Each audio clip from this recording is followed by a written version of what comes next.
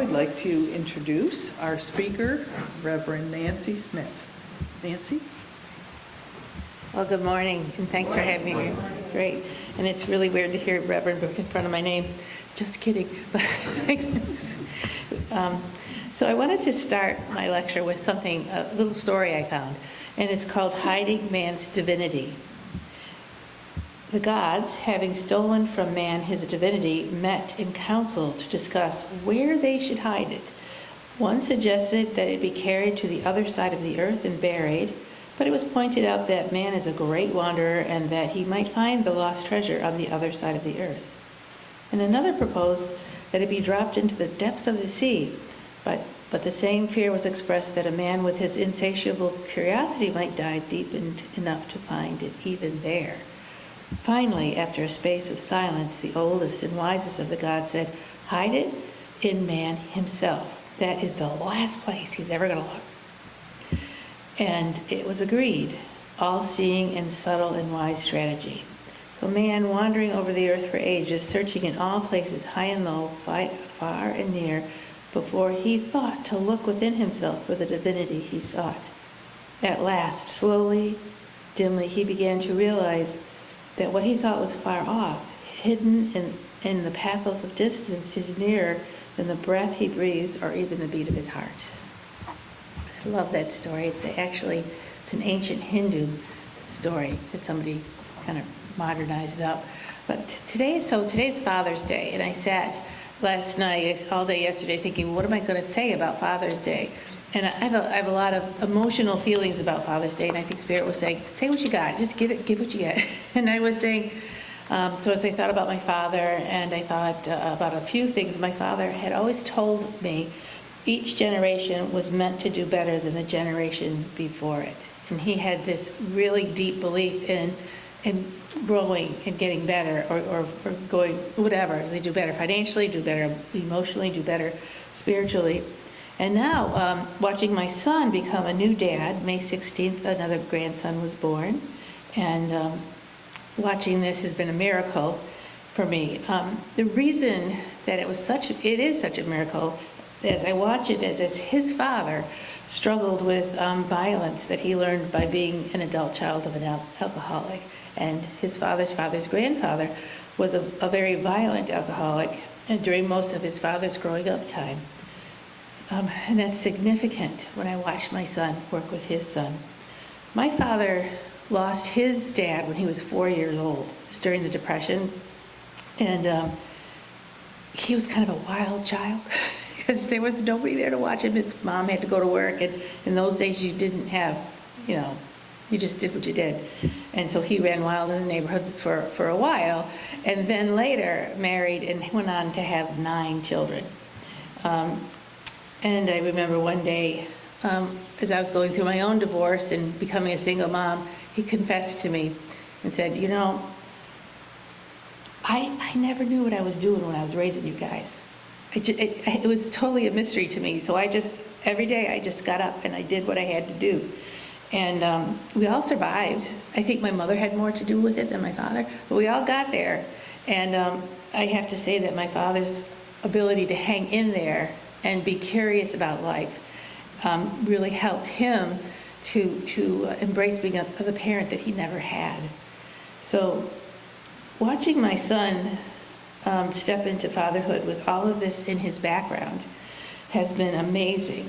He's just getting started. The baby's only a month old, so we'll see when the baby gets to be like 13. But he's just getting started, but I see a devotion in him towards his son that I've never seen before in any of the fathers that I've seen in my life. And I was, where is this coming from? And I'm very, very excited about seeing this. And his dad came over to visit to see the baby one time, and he told me he's staying home from work for 2 weeks, and then later he's going to take more time to stay. And his father said, "Why are you doing that for?" He says, when you were born, I just came from work, picked you and your mom up, and took you home, and then went back to work. And my son said, "Dad, that wasn't a nice thing to do at all. That's just not right." And it was like, do you know what I mean? What it would take for him to think differently than his dad also puts me in a place of wonderment. How does this happen, and how do we reach or go beyond what was given to us? And to do even better, to be even happier than our previous family was. Now, I'm saying these sad stories because that was my life, and I know that many people have many different experiences with fathers. Just happened to be that this is my life experience. And what I have learned from that experience by watching my son is a testament to the spirit of humanity that's within us, hence the reading that I did. Because a lot of times we carry within us the beliefs and the learnings that our parents and our communities have given to us. And sometimes we need to realize that we carry within us the wonders that we seek outside of ourselves. I mean, we're looking for a dad to talk, to approve, to give attention, or the dad's not there, or whatever's going on. We still have that within ourselves. To claim that wonder, that beauty, our own divinity within, and do life differently than the way we were taught. And I feel like, as you think about babies when they're first born, they just want everything, and they want it when they want it. It's just a lot of crying, a lot of moving, and their needs are, the parents, forget about you, I don't know what you're doing, I don't care, change my diapers now, or give me something to eat. But as the baby grows, it becomes more capable, and its needs are already met. It starts to explore things, explore their toes and their fingers, and then move on to maybe learn to move around, roll over, crawl. And so they become a little bit more aware of the world around them. And during childhood years, that selfish baby turns into a child that now wants to get their parents' approval. So they're following the kind of signals and the strategies that the parents are using to teach their child to grow and learn. And then, so expectations are built from the parents into the child, and the child, we grow up, this is how the world works. And then we become adults. And we realize that this is not how the world works, because as children, we think that everything is provided to us from some other source. And as adults, we realize, well, no, we have to provide for ourselves. And whatever is left over from in our belief systems, that's how we provide for ourselves. But if we have been provided for, and it may be a negative way or in a way that wasn't nurturing, maybe we don't know how to nurture ourselves. Maybe we're going to be like my dad and get married and throw ourselves into something and have no idea what to do with it, even though everyone else seems to know what they're doing. So once we hit that adulthood and we hit that, well, okay, what I was taught doesn't always work, and I have to think of something else. This is when it's a natural progression to going within and using your own resources within yourself. And that's when you begin to discover a deeper and true meaning in life, which is, I feel that's what I'm watching my son do, reach deep inside of himself to be the father that he wants to be, not the father that he had. And I have to say that we don't always know where people are coming from. We don't always know what their background is. We don't always know what they were taught. And maybe they're doing the best possible job that they could have, because what was before them was even worse. So why am I saying all this? And I want to be excited about Father's Day. But what I want to ask is how we can make a difference in other people's lives and help them to grow, is reach down into our own divinity. And as we do that, we're asking the person in front of us to reach down into their divinity and work from compassion, work from love, work from a balanced place. One of the greatest gifts we have to give humanity in the world can be our own growing consciousness of life. And as we rejoice in the refreshing currents of life that flows through us mentally, emotionally, and physically and spiritually, we can bless our world and everyone in it. So as men, as we celebrate Father's Day, what I want to say is, if all the men in the world could help each other be the best father that they can be, because maybe they didn't have that training, or maybe, who knows, so many things, but real, strong, courageous men have, help each other, have feelings, have emotions, have vulnerability.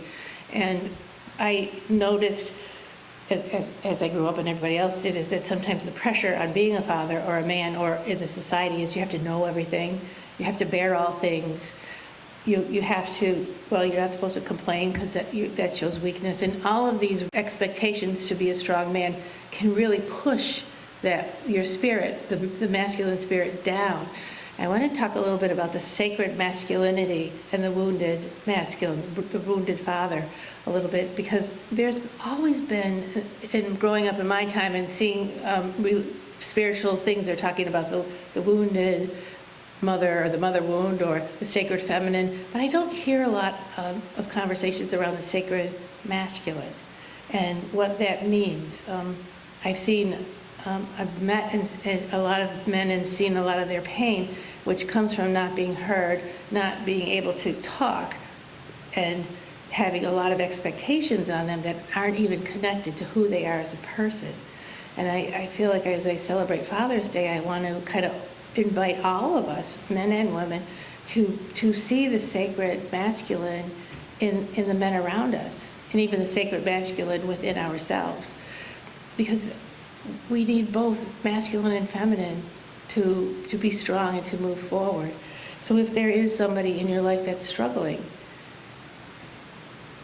and you feel a little awkward about it, just move through the awkwardness and open up and be vulnerable to that person who is struggling. Because I don't think in this community, this American New England community that I've grown up, is really supportive and nurturing and opening up to men the way that they can be to women. Does that make, you probably can recognize that, but I feel that it's time to start talking about that. So I'm up here talking about that, kind of a little nervous about a new thought like that, but I think it's time we're going forward as humanity, we're going forward as a spiritualist community to understand the nature and the spirit of people. So sometimes I'm asking to go back into those beliefs that are contrary to the human experience that the society is giving us. So as spiritualists, we have gone far beyond the traditional Christian belief where the main masculine model is Jesus on the cross. The giving up of yourself all the way to giving up your life. And here at Spiritualism, we can create, and we have created for the past 200 years, a new model for men to follow and women to follow, where as you live your life fully, and it's okay to make mistakes, and it's okay to not know what your full life looks like, and it's okay to explore, what did I learn, was it not? Was it good? Is it not working for me anymore? And that our divine self will tell us who we are. If we, like the intuition thought, as we trust our intuition and our sense of ourselves within ourselves, and we go out of the boundaries that we've been taught, that's okay, because that's when growth, that's where self-love starts, inner growth, and that opens the door and opens the way for spirit to come in and sit with us and teach us. And I have to say that when I became a mom after being the oldest of 9 and having my parents not know what they're doing and making a lot of mistakes, I had to also figure out how I was going to do parenting. We had a lot of yelling in my house. I didn't want to yell. We had a lot of criticism in my house. I didn't want to do that. And we had a lot of neglect because there were so many kids. And I didn't want to do that either. And I said, how? And I asked God. I just prayed like heck and said, well, so I'm going to point my feet in this direction, but I have no idea where I'm going. And I want to invite, not just as a mother, but as a parent, every other person who has had a father, or we've all had mothers and fathers, to figure out what direction do you want to point your feet and align it with what spirit and your intuition are telling you. We're not likely to rise higher than where our beliefs are. So if there's a belief, and I'm talking about not a spiritual belief, but a belief like that you have encompassed that's not serving you, go to the divine and ask for, what can I replace this with? How can I go beyond this? And if we believe we are made in the image and likeness of God, a life-giving spirit and a master of life, we can seek to develop those wonders within ourselves. So our divinity and finding, which again, watching my son pull deep down inside of himself to be an amazing father, has been watching him reach down to his own divinity. So that's what I'm inviting us all to do on Father's Day. So, well, you can see that Father's Day touch is really emotional for a different reason. Celebration for me. But I want to thank you for listening to me, and hopefully Spirit will bless you as you think of your father, and think of your father as being the human being and doing the best he can, or think of how you parented your children, and what can you pull up from within yourself. I had an amazing conversation just before my divorce, and I have to say this is the grandfather who was the violent alcoholic who had got sober, watched how his son parented his kids and how his son behaved to me as a wife, and he said, how can I help you? And how can I be there for you? And I asked him, to come and talk to us about the violence in the family so that we could recognize it in our marital place and how we're raising the kids. And he said he would, but he didn't do it because he was too afraid to show up. He was too afraid to start tipping something that he didn't know if he had the strength to straighten up. And that was a lost opportunity. And I'm not saying it out of bitterness and anger, because I'm way past that. But what I'm saying is, are there opportunities in your life where you could talk to your father or your child as a father and say, here's how I perceived life. I'm not sure that it was the best thing for you, but I'm here for you now. And I just want to leave you with that thought and that blessing. And thanks again for having me here.